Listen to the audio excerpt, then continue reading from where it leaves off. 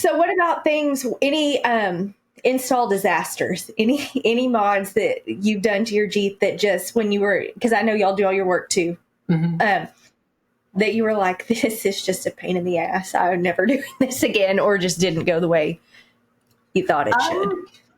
So you're right. We do all of our own stuff, right? So it's not like we send our vehicles off to a shop and then they do it and then it's like, oh, they totally screwed it up. Hi, I'm Amanda, and I'm going to be one of your hosts today on this episode of Chick Chat. I'm excited. I have a guest co-host today. She has been with us before on Chick Chat. It's one of the interviews. She's one of my friends. Love her to death. I can't wait for us to just get in and start chatting about Jeeps. Deb from Beam & Build. Hey, Deb. Welcome back. It's great to be back, Amanda. Thank you for having me. I appreciate it. Of course. And we're both live. I'm live on Instagram. Deb is live on TikTok. So maybe we'll get some feedback from some of our listeners and have some fun stuff to talk about. Absolutely. I think we got some good topics today. Some fun stuff. Let's get into it. Ooh. Let's do it. So real quick, for the folks that didn't catch our previous episode where you were on Chick Chat, tell us a little bit about yourself, Deb, and how you're tied into the Jeep community. So, so I'm very, very new to the Jeeping community. I've only really been Jeeping for about a year or so. Really, Trail Hero, when you and I were Jeeping together, was my first real Jeeping trip. I did do one trip down to Moab, and we did like Poison Spider and Canes Creek. Wes kind of drove most of it. So frankly, what you saw at Trail Hero doing 8-rated trails for my first endeavor, because Wes wanted to test out the Wesicon. He's like, you're just going to come along with me. That was really my first time there. So less than a year. So Trail Hero 2024 was my first real wheeling trips. We ended up doing winter 4x4 Jamboree, which was amazing. And then in March, we ended up doing March Madness with the hardcore wheelers off-road. And then I ended up linking up with the EE group from Texas. And with March Madness, we ended up doing my first 9-rated trails, which I was really nervous about, but the Debecon did a great job. So Trail Hero, I was basically stock with my 2021 EcoDiesel JL.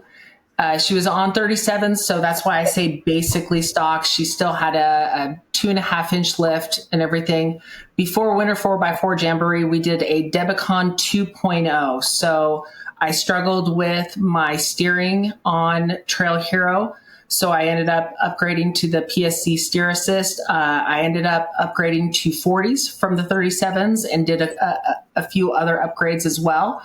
And so, that is kind of a background. So we also started Beam & Builds back in August of 2024. And it was just basically just Wes and I having fun together and our builds together, whether it's Jeeps or trucks or Camaros or anything. If you know Wes, you understand that he loves his vehicles and any vehicle. And so our motto is we build stronger so that we can play harder. So he builds like the Wesicon and the Debecon as strong as possible so we can go out and tear it up on the trails. So, and hopefully we don't break. So it's been a fun adventure to do with him. And it's kind of the quick and dirty with us. So it still blows my mind that you were a newbie at Trail Hero, because would have not ever guessed that. But I know you have like some driving history, so it's not like, you've never been into motorsports and you just jumped out there. But I certainly would not have guessed that you were new to off-roading at all. So and I'm really good spotters too, and I know how to listen. So that's like a key to any newbie driver. Listen to spotters. So right. I feel like with a good spotter, I can conquer. My Jeep is it's more capable than me. I say that all the time, but with a good spotter, I can conquer a lot. So, yeah, I love that, and I love that you brought up some of your modifications, because that's kind of be a little bit that we're talking about today, especially the tire part. And this is one of the topics I chose for today, because I want some of your expertise on this. So give it to me. Let's hear it. Yeah. So I want to talk tires. I want to talk all things tires. I want to talk about tire size, daily driver versus trail, terrain, setups, any regrets, any things that you love. And part of the reason I want to talk about this with you is because I think you have a good perspective on something that I am interested in, which is Stickies versus DOTs, and how they perform on the trail, and just what you love, what you don't love, that kind of stuff. So I guess let's kick it off by, what are you running? So currently I'm running the Mickey Thompson Baja Boss X. So they are the 40-inch sticky compounds. So the great thing about them is that they are absolutely amazing. I will sing Mickey Thompson's praises till the day I die. I love Mickey Thompson's. I went from the Baja Boss ATs, and they were 37s. And so those were all terrains. And so I could drive them on the road. The X's, you cannot. I mean, you could, but it wears down the tread way too quick, right? When you're going to invest that kind of money into Stickies, you want to make sure that you're off road. So my biggest, I wouldn't call it a regret. I would say that the biggest frustration that I have is that if you want to run the Stickies, you have to have another set of tires, and you have to switch them back and forth. And so that can be irritating. If you want to come back from the trails and just drive your Jeep around, then, you got to switch them out. But I will say the sticky compounds, you can definitely tell the difference. There is a huge, huge, huge difference. And in fact, so Wes actually runs the Baja Pro X on the Wesicon. And I'm not going to lie, his are stickies too, but he sees how well the Debecon performs on his, and he's tempted to move over to my tires. That says something. But I told him, I was like, the whole reason why you're running those tires is the look. It'll change the total look of the Wesicon. Are you sure you want to do that? And yeah, so we're talking about it. But anyways. Well, and I can attest to seeing you wheel in person, wheeling with you. Those things just, they grip, and it's insane. So definitely, and I think what you brought up is a good point. You trailer, right? Yeah. Not always. You drive your Jeep on the street some too, right? But not with those tires. I haven't since the Easter Jeep Safari now. Mm-mm. Really? Mm-mm. Okay. No, that's actually something that I wanted to bring up was, Debecon has basically turned into an off-road only vehicle. And I think that's, when you talk about regrets, I love my Jeep, and I love driving it around. I love taking the top off and driving it to the grocery store and having fun and whatever. But when you start doing the modifications that you do, I no longer have a front sway bar anymore because I went to the chop bumper. It makes it, I don't really like driving it on the highway. It doesn't feel as stable as it used to. Again, switching out the tires and everything makes it kind of a hassle. And so I've kind of leaned towards only using the Debecon off-road, which I kind of miss driving her around. I really, really do. But if I want a very, very capable off-road vehicle, that's kind of the sacrifice that you have to make. So, yeah. Yeah. And I'm kind of, because I was going to ask, what street tires you're running, but you kind of answered that question. So I'm the same way. I say that, today we drove mine, to the grocery store, right? To the next town over to the grocery store. We had to get on the interstate or whatever. Will it do it? Yes. is it necessarily fun to do that? Not so much, but it's like on the trail you have this, so it's like on the road you're going to have some sacrifices. I mean, it's not bad. I run anti-rock, so I have the sway bar situation there, but I'm not running stickies. So I don't have to worry about, if I decide I need to go jump on the interstate and do that, I can. Mm-hmm. So, do you also run beadlocks as well? Yeah, I do. I do run beadlocks. And I transitioned from like the internal beadlocks, the studs that go in afterwards and hold the bead in, to an actual traditional style beadlock, with the ring. Not too long before EJS, so that was new for me, but I love my new wheels that I have on there now. And I'm not a fan of putting beadlocks together, but these went together are smooth. They're terrible to put together. Oh my gosh. They're such a pain. Yes. Yeah. Yeah. But, so, I mean, I guess do you regret it though? I mean, not being able to daily it anymore? A little bit. But it's not just because of the tires though, is it? There's other things going on with it. Or is it, but you have the ability, don't you have street tires that you can switch back on it if you want to? I do. It's just a pain to put them back on, because not only that, I also have spacers that I have to put on, like, for the 40s. Like there's a few things that I have to do. So it's not just a quick on and off. And yeah, we have a shop. Yeah, we have a lift. It makes it really, really easy to switch them out, but it's just a pain, right? No, I love how capable she is on the trail. I really, really, really do. Yeah, I don't know. Yeah, there's a part of me that regrets it a little bit.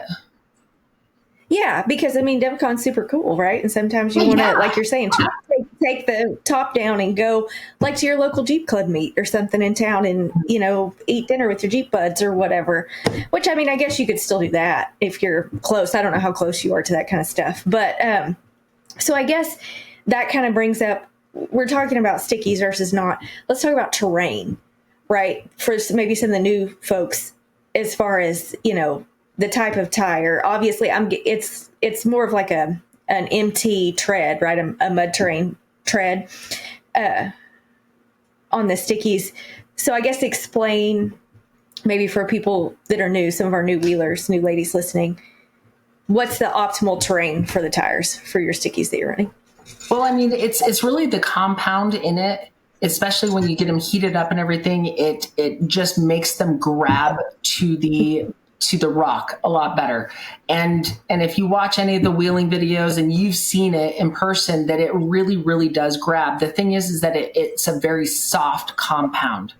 And so if you drive it on anything else, it wears down real quick. And so, yeah, but it's absolutely amazing on the rocks. So you go down to Sand Hollow, you go down to Moab and everything, and it's absolutely amazing.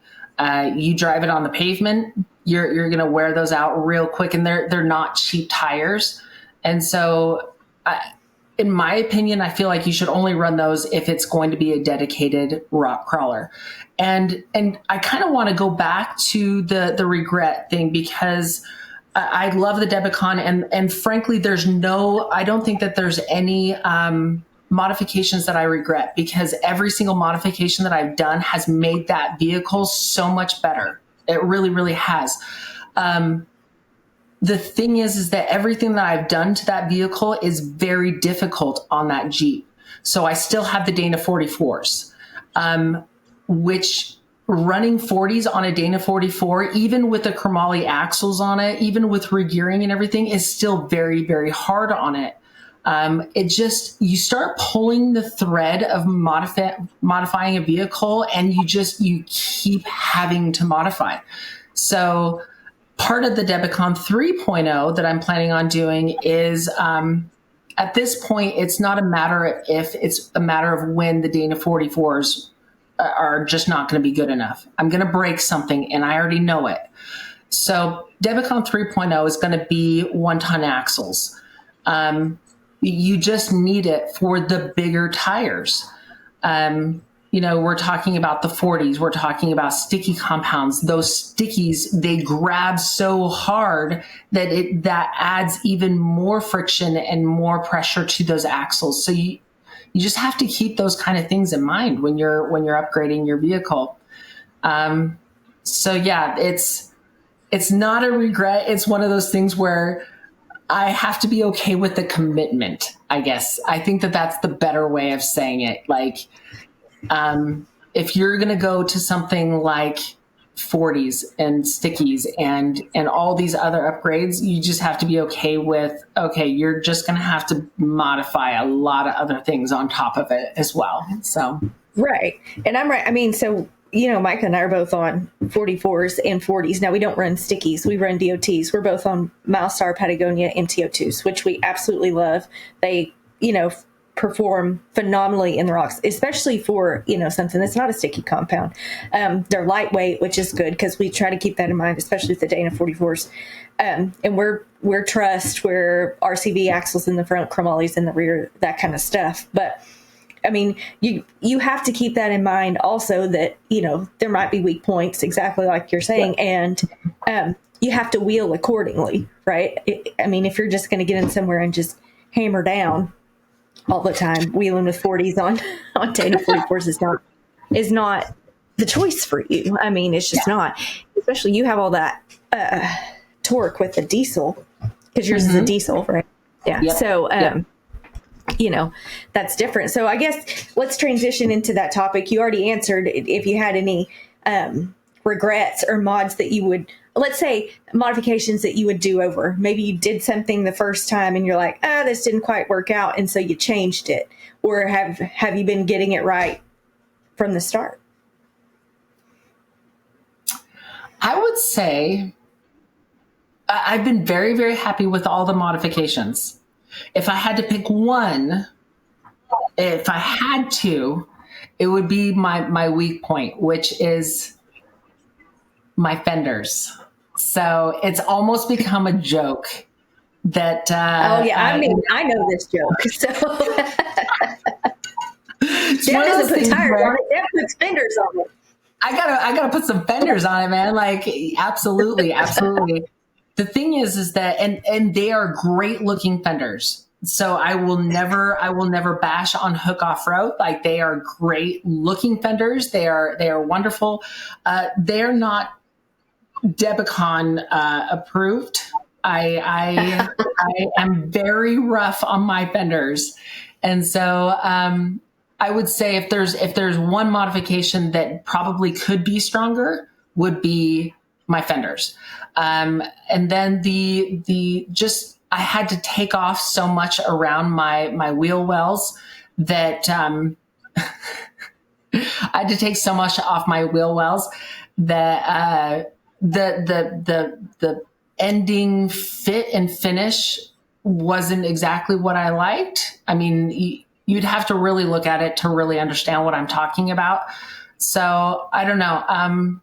But they've hung in there. They've done their job. They've done their job. They've kept me off of my body, which is all that really matters, right? So right. Yeah. Other than that, all of the other upgrades that I've done, I could not be happier than with the regearing. So we went to 48s with that diesel. It is great. It has such good low end torque. You've seen it. I can crawl up anything, even going down really, really steep stuff. I don't even touch the brakes at all because it's holding me back. I absolutely love the regearing. The chromoly's have been holding up. What gears do you run in the Debecon? 48. Okay. Yeah. The Revolution gear and axle 48s. So they've been great. I've had a lot of people be like, well, why don't you run 413s or 513s or 514s? With the diesel, you don't need it. No, you don't. Especially if you ever want to drive it on the interstate, you need to be able to have, yeah. So, And the Stickies absolutely don't regret that. And I'm trying to think of the chop bumper. Oh, that has been absolutely amazing when it comes to that approach angle, like the larger, thicker, big, bulky front bumper that I had before. The approach angle, I would always have to kind of come at it at an angle. And so having that chop bumper to where I could just come straight at it and then climb a wall has been a game changer. So I think that we've been very, really good and smart about the upgrades that we've done. So yeah, it's just the fenders that can't keep up. So that's one thing where maybe you did something for looks with your first bumper, but then practicality wise, you came in, you realized it doesn't really perform. I'm the same way. I had a bumper that I bought that I had for years when I first bought my Jeep, and I was wheeling, but not wheeling like we do now, you know. And I was like, oh, this looks cool. I love it, you know. And when I started really like progressing and trying harder stuff, I beat the shit out of that thing. Did it hold up? Yeah. I beat the shit out of it on the rocks, right? But it did. I would just scrape it going all the way up.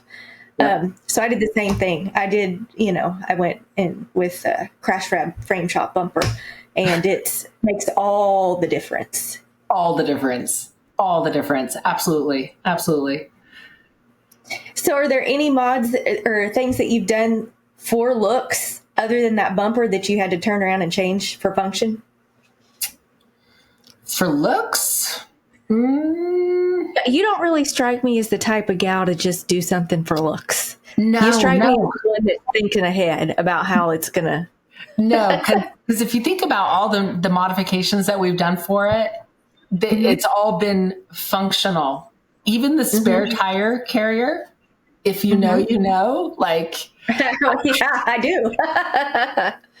If you don't know, go back to our first episode, go to the Jeep Talk Show, go back to our first episode, and you'll find out. Yep. So like even the sun top that I have on there, like I have a video of us getting absolutely poured on. You know me, I don't run a hard top. I don't run doors when I'm wheeling because, well, it's me. Like I'm not afraid to try the hard lines. And so I don't want to risk damaging doors or the hard top. And so I always take the hard top off, and we got absolutely downpoured on John's trail. And I'm like, I need some sort of protection, especially from the sun, from the wind, from the rain, from everything. So I ended up going with the sun top, and it's wonderful because it gives me protection from the elements, from the sun. Like I'm pretty fair skinned. And so it's been absolutely amazing. So I'm all about functionality. The bumper, functional. The tires, functional. Everything is functional. So I'm not about looks at all. Like I'm not about like putting something on because it looks cool. It has to serve a purpose. So yeah, that's just me. I do have some rock lights that I'm going to be installing that some people would say is vanity, but we have broken down in the middle of the night, and Wes's rock lights were a lifesaver. So I like night wheeling. So I think rock lights. Yeah, I think rock lights are way more than vanity, because what if you want to wheel at night? Absolutely. So what about things? Any install disasters? Any mods that you've done to your Jeep that just when you were, because I know y'all do all your work too. That you were like, this is just a pain in the ass. I'm never doing this again, or just didn't go the way you thought it should. So you're right. We do all of our own stuff, right? So it's not like we send our vehicles off to a shop and then they do it, and then it's like, oh, they totally screwed it up. I would say none of them have been in a disaster. But I will say that the PSC was a pain to put on. We did find that there were no YouTube videos to show like the install and like the proper way of doing it. And I know that there was a pump that we tried so hard to get out from the bottom of the Jeep. And we're just like, how is this thing going to come out? Like we don't understand how to get it out. And so after finagling with it for far too long, we were able to finally get it up out of the top. And so we ended up doing a YouTube video on how we installed it and kind of gave some tips and tricks on like the mistakes that we made and how long it took us to get it done. And so hopefully it would help other people when it comes to installing their PSC stuff in their EcoDiesel. So there's a lot of stuff out there on the JKs and everything on PSC, but when it comes to the EcoDiesel JLs, there just wasn't anything out there. So that was probably the biggest pain, but we got it. Yeah. Yeah. So right. You were victorious in the end. Yes. So when we did, because you and I talked about PSC, right? And, kind of shared our experience. So we did the poor man hydro assist on mine. So we took a factory Rubicon box and we tapped and ported it ourselves from stuff we saw on YouTube. All right. So Mike is so good at doing stuff. Like he just will figure it out. Where I might throw in the towel a little faster than him. But all this to say, we were victorious in the end. It does work. And I ended up with hydro assist for when I got with the ram and the hoses and everything, and the tools it took for us to port it ourselves, under $600, I think is what I paid. So is it as fast as probably somebody that gets like the PSC box that's, that they bore and all that stuff?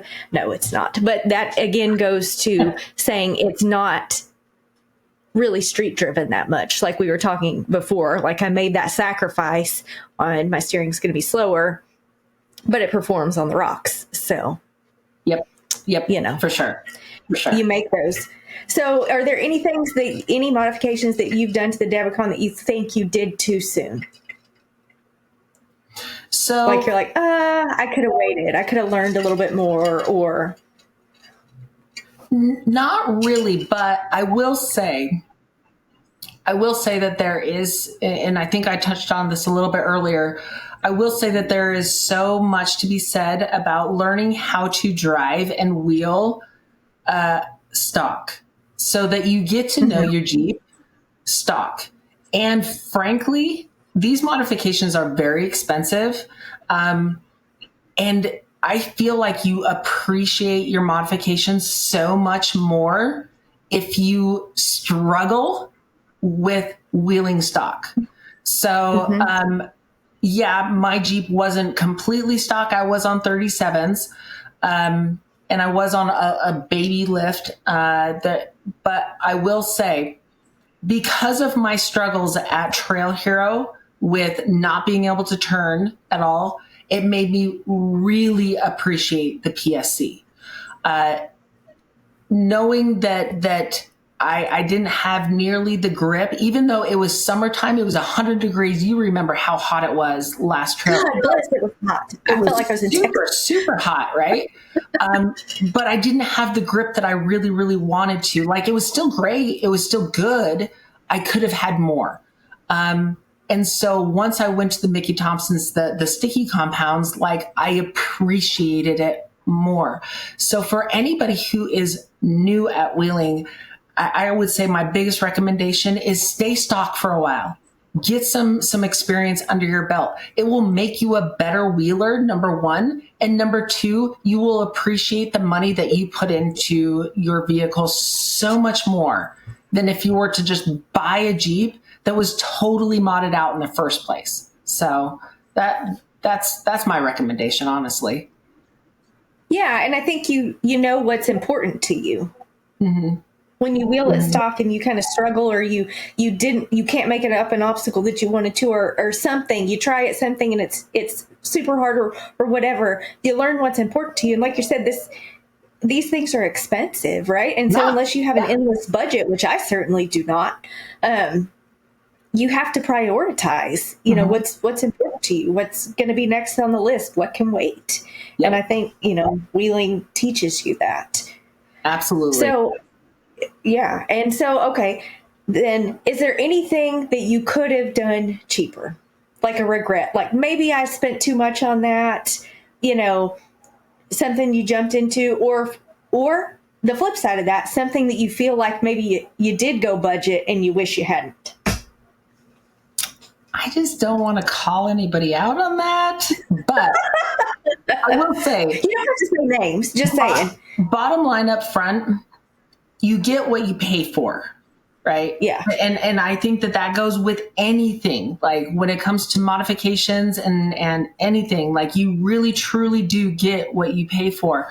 I love my fenders. They are great fenders. And I think that they look absolutely amazing. I think that they could be stronger. They really, really could. I think that is the only part that is a weak link in the Debecon, the current build. I mean, we are planning on building her up so much more. So the Debecon 3.0 is going to be a total beast.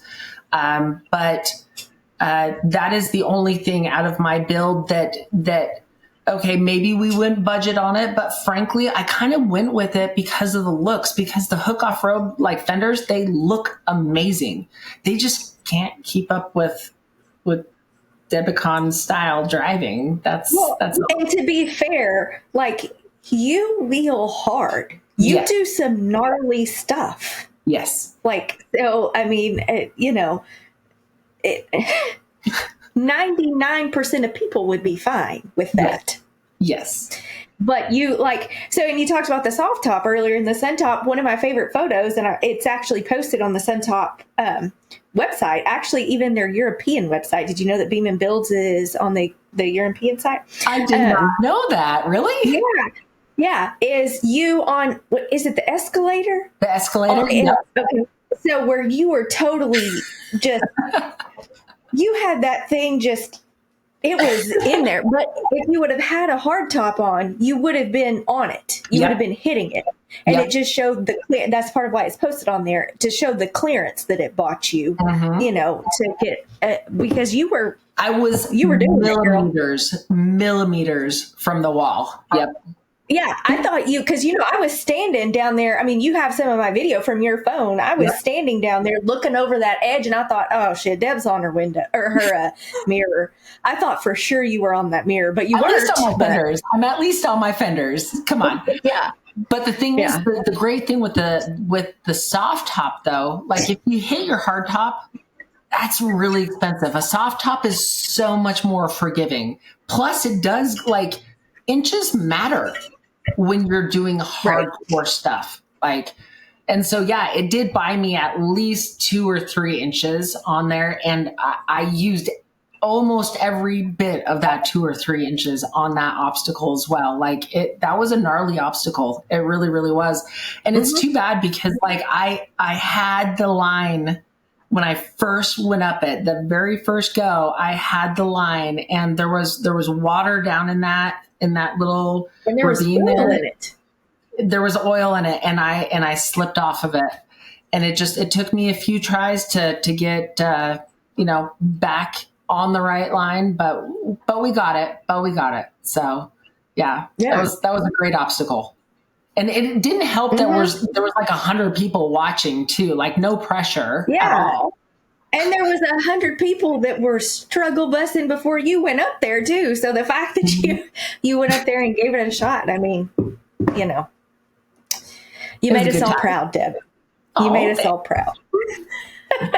Then Wes walked right up it. We're not going to talk about Wes. We're not going to talk about Wes. Yeah. Does that thing even go on the streets? I mean, I say that. I know it does because I've seen it. But 1000% shouldn't go on the streets, but I take it on the streets every once in a while. I'll use the excuse that I need to go wash it, but frankly, I just want to drive it. It's really cool. I don't blame you. So, damn Wes, making everything look easy. Freaking Wes. That guy. We love him. Okay. Yeah, he's great. I can't wait till we get to hang out again at Trail Hero, just by the way. Oh, so if any of our listeners are brave enough, y'all should come hang out with me and Deb and our wild gang of misfits at Trail Hero. It's going to be a good time. It'll be wild. It'll get wild. I promise. Maybe we can do a chick chat run. That would be cool. We should. Absolutely. Let's do it. Yeah, that would be great. I love it. We'll have to recruit others for this glorious idea we've had. I'm down. Okay, so then talking about social media and kind of some of the stuff, social media pressure with mods or modifications. Is there anything that you think that people are out there like pushing on social media that like, yeah, you got to do this to your Jeep? That, and I'm not saying that you've done it or whatever, but like to your own Jeep, but that people really push or that you think is like not necessary, or maybe things that, you know, is out there that everybody is saying that you should get, but maybe you should look at something else? Or how do you think social media factors into people modifying their Jeep, especially those that are new? You know, I mean, it can be good and it can be bad. What are your thoughts on that? You know, there's not many that I can think of. But then again, there was one thing that I was drawn to because of social media. But there are ramifications for those. And I know that we keep going back to tires because everybody wants the big tires. And I mean, I wanted the big tires too. The problem is that social media doesn't tell you that if you're going to go with big tires, there's a whole other slew of things that you have to do. So I think that tires are pushed on people a lot, and people jump on the bandwagon, and they don't really, especially if you're a new wheeler, you don't think of the other things that you're going to do. Like tires are already really expensive. But then they don't take into account that, well, am I going to have to upgrade my Dana 44s? Am I going to have to go to tons? Am I going to have to, like, all these other things, re-gear, everything? I think that tires are pushed a lot, and people kind of fall for it without knowing what else they need to do with their Jeep. So I think that that's the only thing that I can think of. I think that you can justify any modification, whether it's body armor on your Jeep, like the kind of wheeling that you and I do, we might need it. We need it. Like you saw how close I was to the side. And I did actually get my very first body damage. And I think it was at Easter Jeep Safari. And that's where I put the "But did you die" sticker over the one part of body damage that I got. Like rock sliders, some people need them. Like if you're going to do hardcore wheeling, you need rock sliders. The Debecon 1000% needs to have skids underneath because I only have a 2.5-inch lift. Whatever the modification, there is a reason for it. And I don't think that it's necessarily like social media pressure. It's just like whether or not it suits you. Like they all have a reason. They all have they're all necessary, if you will. You just need to understand what else you need to do with it. So. Yeah. And I think you're exactly right. A lot of times that's what's not talked about. Everybody's like, woo, do 40s or do this or do that. Well, what else do you got to do? I had somebody ask the other day, like, well, what do you need to cut for 40s? And I just sent him a chainsaw emoji. I was like, everything. Everything. You just pull that thread and all of it. Yep. Yeah. I mean, yeah, like it's a lot. And, they talk about the glamorous side, right? But not maybe the non-glamorous part, and like the countless hours of hitting things with a sledgehammer and cutting and all of this stuff that's not, the fun part of running 40s or big tires or whatever. But yeah, I think a lot of that needs to be talked about. That's part of what I love about your channel is that y'all show all the things, not just the things. Because like, are you willing to cut into the wheel wells of your Jeep? Like we literally took at least a 1/2 inch to 1 inch off of the actual body of the Debecon. Like, are you willing to do that to make them fit? Like, those are same girl. Same, girl. Mine's cut. Yep. I mean, same. Yeah. So, When I first got it, I'd have been like, but I don't know. But now I'm like, would you do it? yeah, So, get the chainsaw, rip it, cut it out. just get it all out of there. It's fine. It's fine. Yeah. Cut it all out. So, okay, then so I think we've talked a lot about mods or whatever. Before we end it, tell us what the Debecon, the suspension is, right? Because you said you only 2.5-inch lift and all this. What suspension are you running? Because you are on 40s, right? We know that. We've covered that. So what is your suspension setup? Basically stock. I mean, I've got some King shocks. And that's one of the reasons why we're wanting to do Debecon 3.0. So you have a little bit of a lift, right? Do you have springs? Like, did you get some? Nope. From what the lift was on it when I got it, and I wish I had my build list in front of me. I'm not exactly sure what the lift is, if it's just a body lift or if it's just the springs or what. So I apologize. But it's I don't have that information for you. But I will say that the only having a 2.5-inch lift actually has helped me quite a bit because it's the lower center of gravity, right? So I do have a longer wheelbase, lower center of gravity, and it I don't know, I don't feel as tippy on a lot of the obstacles that I'm on. So that's great. The thing is that I don't have the flex that Wes has, right? Mm-hmm. So what we're planning on doing for the Debecon 3.0 is all the things that I've struggled with. So the undercarriage of my Jeep is the real MVP here. Like that thing takes a beating. Like if you think my fenders take a beating, it's the under part of my vehicle. I've put it up on the lift and it's like, oh geez. Oh, I'm glad that nobody sees this because it's bad.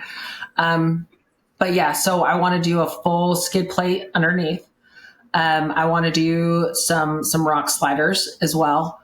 Roll cage after Wes's roll. And his roll cage was solid, like absolutely solid. There was no damage to the Jeep except for a little bit on the hood. But, yeah, I mean, it's one of those things again, where it's not when it's going to happen.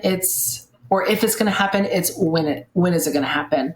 When you do 8, 9 rated trails and you wheel as hard as we do, it's bound to happen. And so I mean, we've done some really sketchy stuff. There have been some times where I felt like on the escalator. I'm not going to lie. Mm-hmm.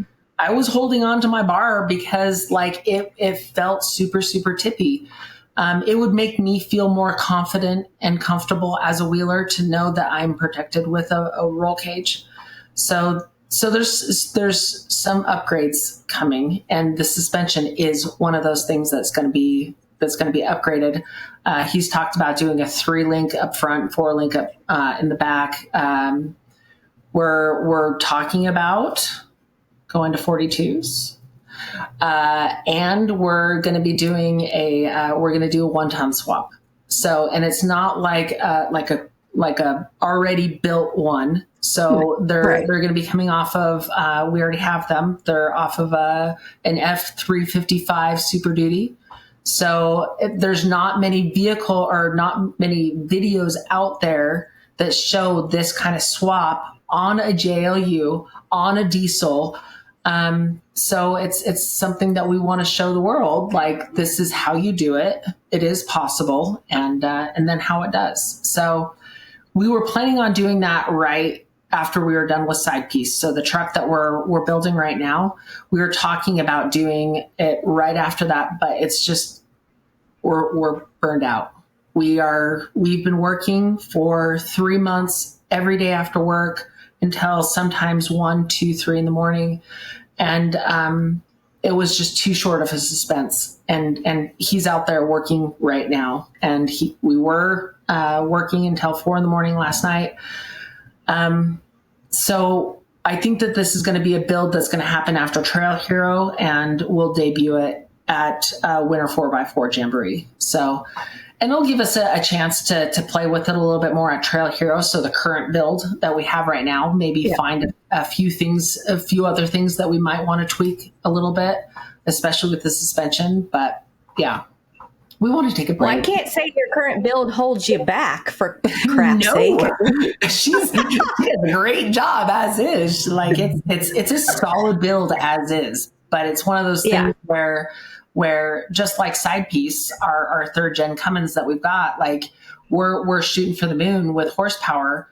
That's what we do at Beam and Builds. Like we want to build as strong as we possibly can and then push it as hard as we can. So that's the whole point, is to make it over the top, to do a EcoDiesel. Like how many EcoDiesels do you know that are just over the top builds like that? So that's kind of what we want to do. Plus, I just want to beat Wes for once on the trail. Come on. Can you blame me? I love your competitive spirit. It's all lovingly. Come on. We have a lot of fun with it. Oh, I know. I love you guys.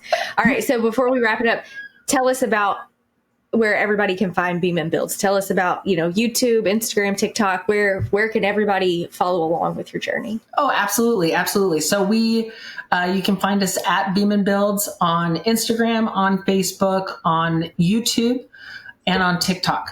So on Instagram, it's a lot of the regular posts that we post, like our reels and what we're doing kind of day by day. YouTube, we have various playlists for our different builds. If you're interested in diesel builds, if you're interested in Jeep builds, if you're interested in you just got a deuce and a half. I don't know why, but yeah, like we do some crazy builds. And we do like full on playlists, like episodes, like if you want to just like binge watch whole playlists. And then on TikTok, something new that we've been doing in the last 2 months is we actually do our builds live. So if you want to, and we are streaming live right now, if you want to watch us build like the truck that we're doing right now, we do it live for the most part. When we build up the Debecon, it will be live. So if you want to ask questions about why we chose a part, why we're doing, or to see exactly how we're building it, join our live. We would love to have you. We have a strong community. We love everybody that's on our lives. We love you guys. And it's a fun, interactive way to talk to the community and interact with the community. So, and they sometimes get stuff from it. Wes likes we call it shop time with Wes, where he'll stop and he'll have teaching moments and answer a bunch of questions. We make sure that we we try to answer every single question that we get. It's very important to us. So, yeah, that's where you can find us on all the different social networks. And yeah, we'd love to have you part of the Beam and Builders family. Amazing. And of course, this isn't going to be our last Chick Chat episode with Deb. I hope to con her into being a guest co-host with me more regularly, because Deb's awesome and I love to have her on here and have her share her knowledge and wisdom and talk about our shenanigans and our good time. Always a great time. You know me, I would always love to be here for you guys. Love just chatting with you too. I know. This is a good chance for us to catch up, and we just get to share it with the world, right? Absolutely. All right. Well, that's it for today's episode of Chick Chat, and we hope you've been inspired by our stories, insights, and tips. And if you enjoyed this episode, be sure to subscribe to the Jeep Talk Show and Chick Chat. Find us on YouTube and Instagram and anywhere you would find your podcast. Thank you so much for having me. 2010. You're my friend. You're my new friend.